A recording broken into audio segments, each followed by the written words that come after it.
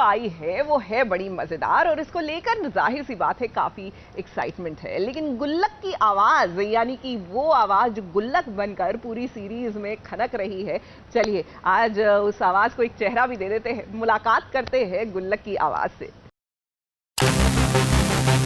मैं एक आम से घर में दिखने वाला गुल्लक हूँ। नमस्कार, मैं हूँ शिवांकित परिहार। इस 15 जनवरी को अगर आप आम घरों के किस्से देखने तो अभी जाइए सब्सक्राइब कीजिए। कहानी नहीं बल्कि जो किस्सों में अपनी जिंदगी को बयां कर रहा है।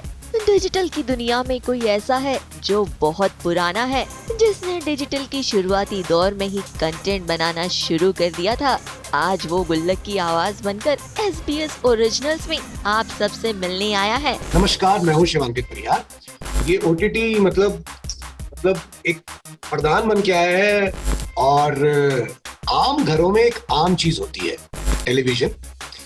तो मैं एक आम से घर में दिखने वाला गुल्लक हूँ और मैं ये सबसे कहना चाहता हूँ कि इस साल बहुत से ऐसे शोज आने वाले हैं जो एक आम आदमी को आम घरों में बैठा के एक साथ कुछ देखने पे मजबूर कर देंगे। तो बिल्कुल देखते रहिए और बस इतना ही कह पाऊंगा, आगे कुछ समझ नहीं आ रही लाइन। तो हम लोग बात कर रहे थे कि गुल्लक का जब फर्स्ट सीजन का फर्स्ट एपिसोड था और जब गुल्लक की एंट्री होती है और बोलता है कि और ये मैं गुल्लक जो कहानी बता रहा हूँ, तो वो एक इतना अलग ऑडियंस के दिमाग में छाप छोड़ गया है। तो सिर्फ आवाज के हिसाब से वॉइस ओवर करके एक कहानी का हीरो बनना बहुत ही मुश्किल काम होता है। हाँ देखिए, मेहनत तो क्या स्कूल से शुरू हो जाती है इस चीज की, क्योंकि आप स्कूल में जब हिंदी की क्लासेस में हाथ खड़े होके कहानी पढ़ते हो कि यार मैम पूछती है कौन कहानी पढ़ेगा, तो आई थिंक मैं उस वक्त से ही ना, स्कूल वक्त से ही बड़ा मुझे हिंदी की कहानियां पढ़ने बड़ा मजा आता और मैं बड़ा वॉलंटियर करता था कि, और मैं मतलब मेरा हमेशा से स्कूल में भाग लेने का इन सब चीज़ों में जहाँ पे स्टोरी नरेशन है या पोएट्री नरेशन है। तो आई ऑलवेज मतलब मैं एक्टर था, बट मुझे अच्छी आवाज़ एक एक्टर के अंदर होना हमेशा फैसिनेट करता। तो ये जो वॉइस की ट्रेनिंग की चीज़ें की, ये in the process of being an actor बनने की प्रोसेस में वॉइस हो रही थी। चलो वॉइस ट्रेनिंग अच्छी होती है, वॉइस ट्रेनिंग करना चाहिए, बट फिर धीरे धीरे मजा आने लग गया नरेशन में। तो वही है। और मैं कई चीजें कर रहा था पहले, जैसे TVF में हमेशा मोस्टली जो मैंने वॉइस जॉब की वो मोस्टली मिमिक्री बेस्ड रहा है। कभी अमित जी की आवाज में कुछ कर दिया, कभी पीयूष मिश्रा की आवाज में कुछ कर दिया, जो आवाज मेरे पे सूट होती थी। बट और एक हमारा ट्रेलर आया था, आई थिंक पहली बार किसी ने आवाज बड़ी इंटरेस्टिंग बनवाई थी मेरे साथ करके काम, वो था बैचलर्स, अगर आपने देखा होगा शायद। बैचलर्स।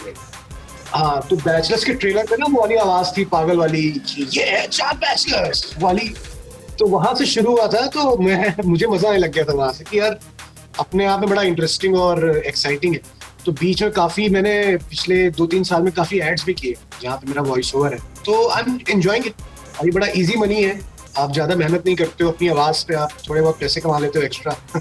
तो I think I am enjoying the process of being a voice artist also.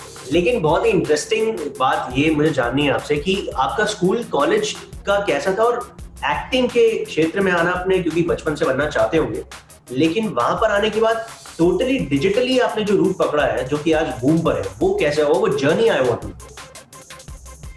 Journey बहुत सिंपल थी। मतलब मेरी जर्नी में कोई मसाला नहीं है जहाँ मैंने बहुत स्ट्रगल किया हो। मैं बॉम्बे आया, पुणे में था, पुणे में FTI की तैयारी कर रहा था। मैं FTI में हुआ नहीं, तो सोचा चलो बॉम्बे चलते हैं।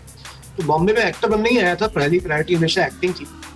बट यहाँ आने के बाद समझ में आया, बहुत जल्दी समझ में आ गया कि you have to be allrounder. Mumbai में if you have to survive, you have to be allrounder. सिर्फ एक्टर होने के दम पे तो यहाँ पे सर्वाइवल मुश्किल है। तो मैंने फिर और जॉब्स छोटे मोटे राइटिंग करना शुरू की, थोड़ा TV लिखा मैंने शुरू में सर्वाइवल के लिए, पैसे कमाने के लिए। टेलीविजन, क्या बात है।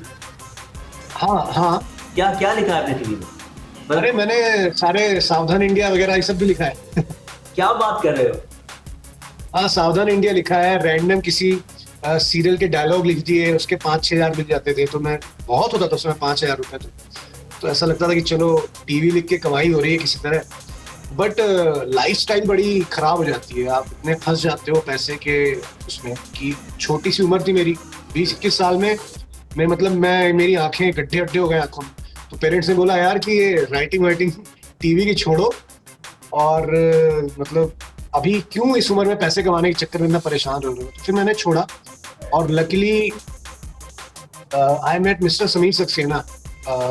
ही was the earlier TVF head, original के हेड थे, तो he showed me way path कि कैसे करना है। तो उनके साथ और थोड़ा मैंने टीवी किया।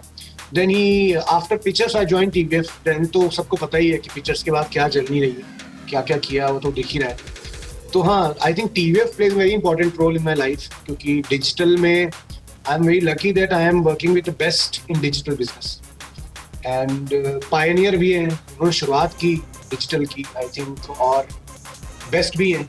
कहानी कहना जानते हैं हम लोग कई बार शायद उतनी अच्छी से नहीं कह पाते होंगे, चीज़ें उतनी नहीं चल पाती हैं, but I still believe TVF knows how to tell stories, और गुल्लक उसमें से एक है। सबसे बड़ा तो वही है जो हर बार गुल्लक कहता है कि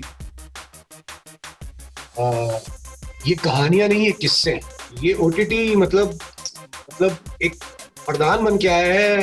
जैसे मैं हमेशा एक एग्जांपल देखो ना, आईपीएल, और जैसे पहले तो इंडियन टीम थी और सिर्फ वनडे और टेस्ट होते थे, 11 लोग सेलेक्ट होते थे, तो इतना टैलेंट रह जाता था क्योंकि 11 ही सेलेक्ट होंगे इतने बड़े देश।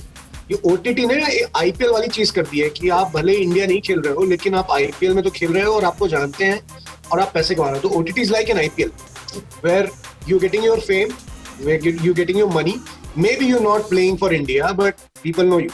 So I think OTT is like an IPL. तो ये थी गुल्लक वेब सीरीज में जिसने गुल्लक की आवाज दी है, उसके कुछ किस्से, और उन्हीं किस्सों से ये अब अपनी नई कहानी बनाएंगे। मुंबई से राज दीक्षित के साथ एबीपी न्यूज रिपोर्ट।